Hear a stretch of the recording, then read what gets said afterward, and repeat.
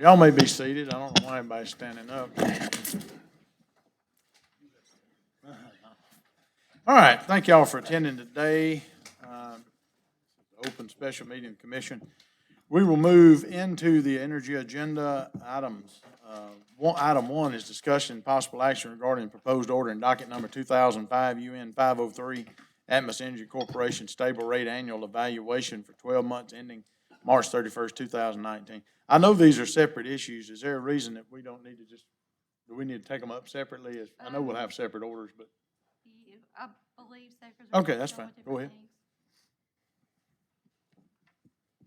On July 1st, Atmos filed their annual stable rate filing for the 12 months ended March 31st, 2019, indicating a performance-based benchmark return of 10.6%, an expected return on equity of 6.98%, and a revenue increase of approximately $11.4 million.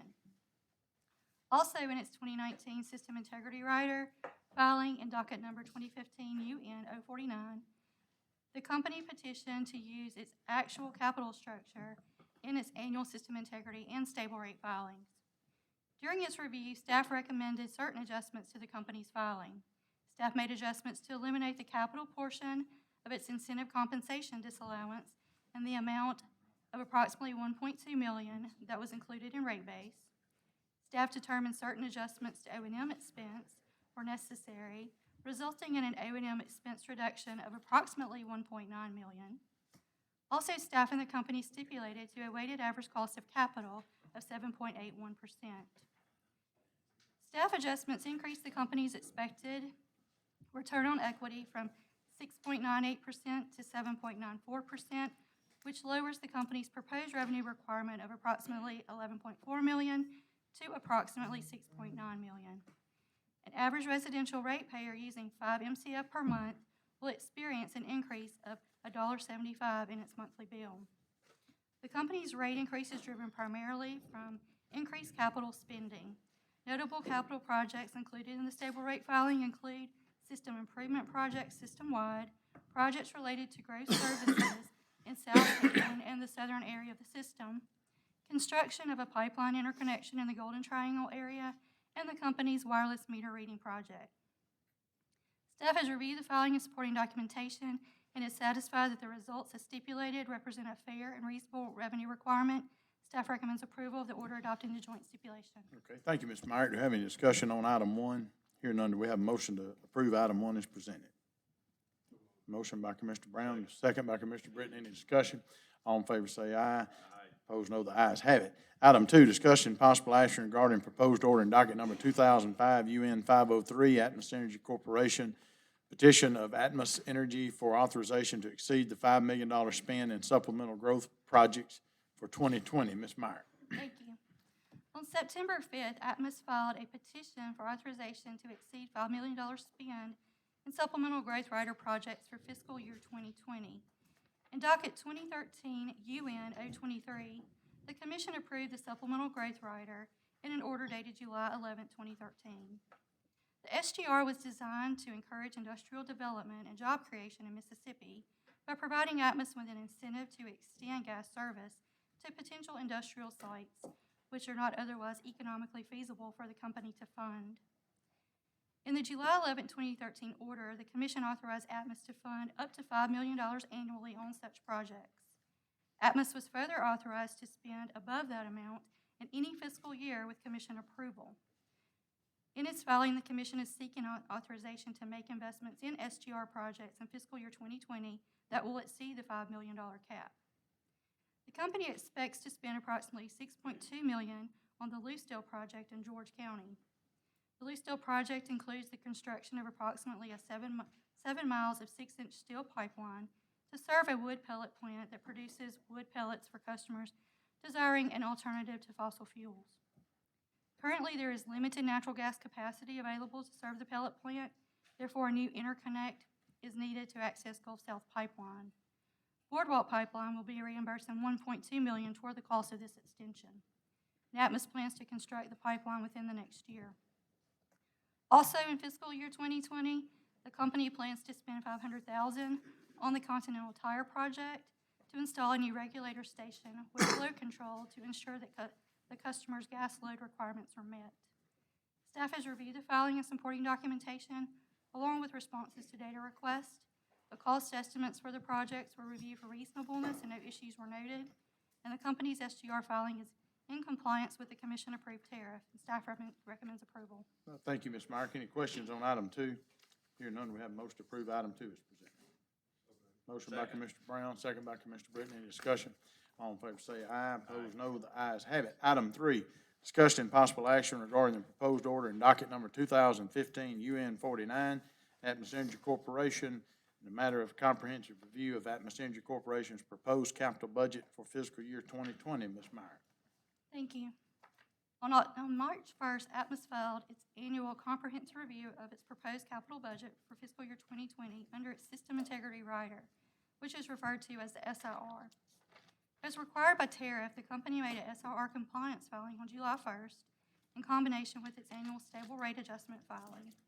The purpose of the SIR compliance filing is to update the March filing calculations with the latest stable rate input so that the new SIR rates can then be reviewed and approved along with the stable rate factors.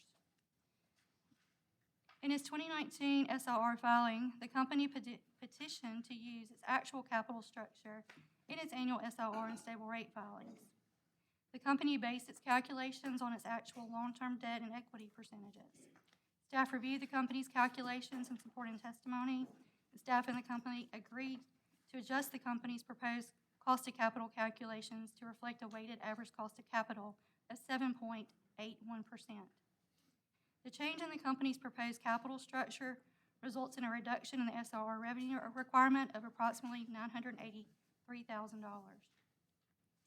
Additionally, as part of its review, staff retained Accufax and Larkin and Associates to assist with its review of the March 2019 filing, including the system integrity budgets and projects.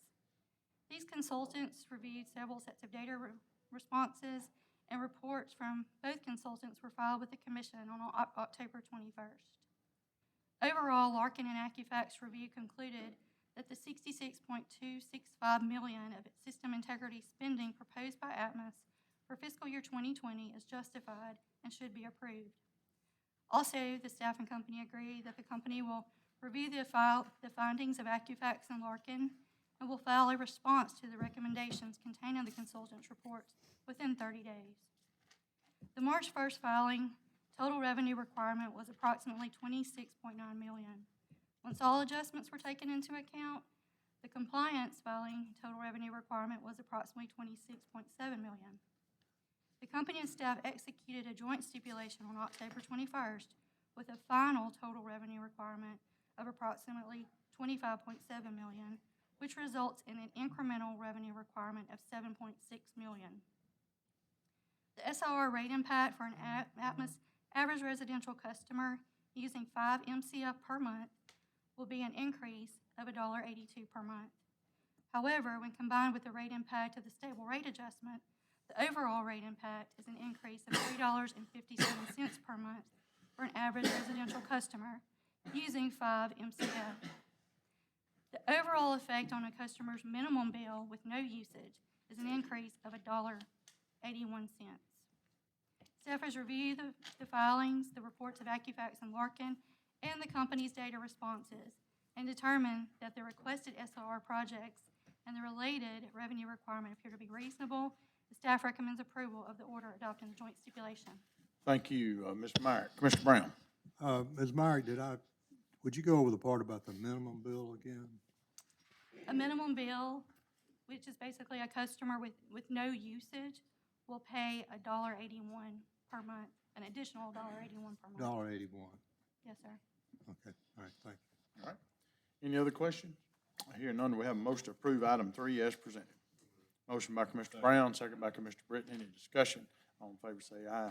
Opposed, no. The ayes have it. Nothing on telecom agenda, nothing on water and sewer agenda. Moving into the administrative agenda. Discussion and possible action regarding the proposed order in docket 2018 NC 62 MPSC versus NSAC National Student Aid Care. Order imposing civil penalty by default. Ms. Bennett. Thank you, Commissioners. This action was filed on April 16th, 2018. The defendant was served on April 26, 2018, has failed to file an answer. On October 1st, 2019, the executive secretary executed a docket entry of default, and the Mississippi Public Service Commission, as plaintiff, is entitled to the imposition of civil penalty by default.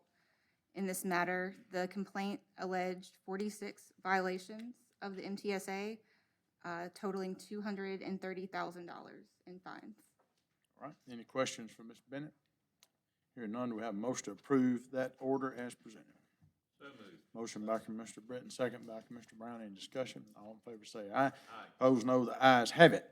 All right, it is 10:10, and we're done with the business voting agenda, and we'll move into our hearing agenda. Parties, can y'all be set up in 5 minutes, or, okay? All right. We'll take a 5-minute